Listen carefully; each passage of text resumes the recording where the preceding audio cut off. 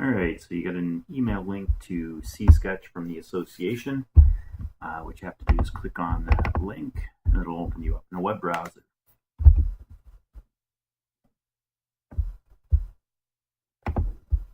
When it is open up, you'll see a page like this. You'll have a spot to enter 2 passwords if you've never been into Seasketch before.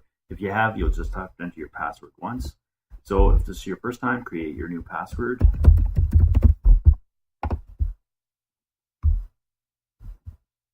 When you enter Seasketch, you'll have something that looks like this.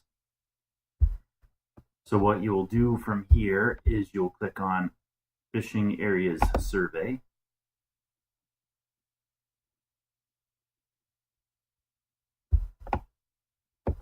You can click and drag the map to the area that you fish in. And you can use the plus minus sign in the top left-hand corner to zoom in and zoom out. So what you'll do is you'll click on the green button, take the survey. In there's a variety of questions that you'll have to go through. And you can add as much or as little detail as you want. If you add anything that's unreasonable, it'll be counted as basically a spoiled ballot. They'll throw your information out. So we'll start by adding a feature in the first question. So this will be commercial fishing area A. I will call this one lobster. And we'll be fishing for lobster. I use traps.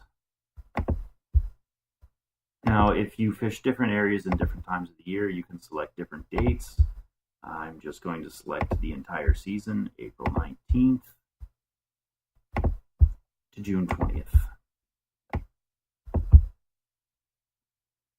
Now, you can choose to select areas that you've historically fished that you don't fish anymore. You can select your current area or where you think you'll be fishing in the future. So I'm going to show you 2. I'm going to select my current area.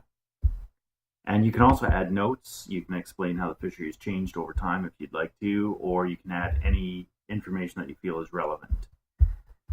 So for me to select my area, I'm going to zoom in on Seasketch Harbor, and I will enclose my area with a box. So to start this, you click on a point on the map.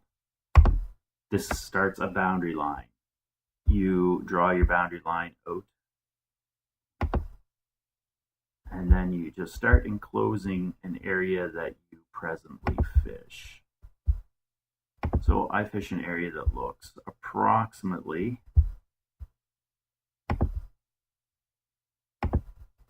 like that. When you're done, double click, it shades the area in, and that is all you have to do. Then you go down here, you click save and continue. Now you can also add another lobster area. So I'm going to add lobster area 2. Fish for lobster, use traps. This is going to be the same dates, April 19th, June 20th. This is going to be my future prediction of where I'll fish. Has this fishery changed over time? Additional information. In additional information, I'll put down that lobsters seem to be moving deeper each season. That will explain why I'm going to select this current area that I'm going to do right now. So I'm going to start another box. It's going to start in the same place.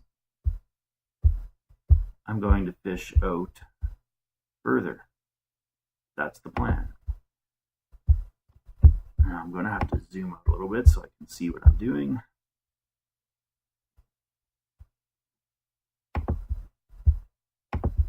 So again, you just click on where you want your box to be at.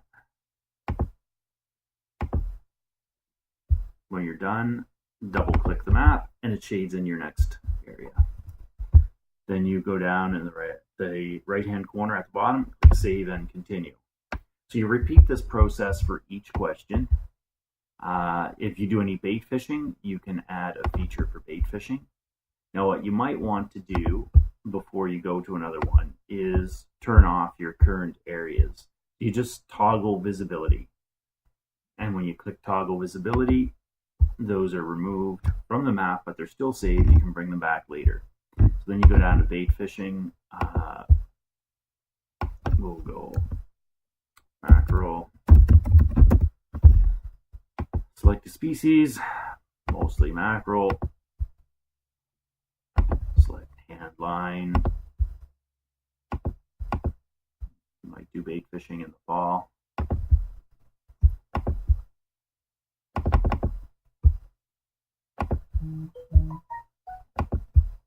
And you might just mackerel jig area in an area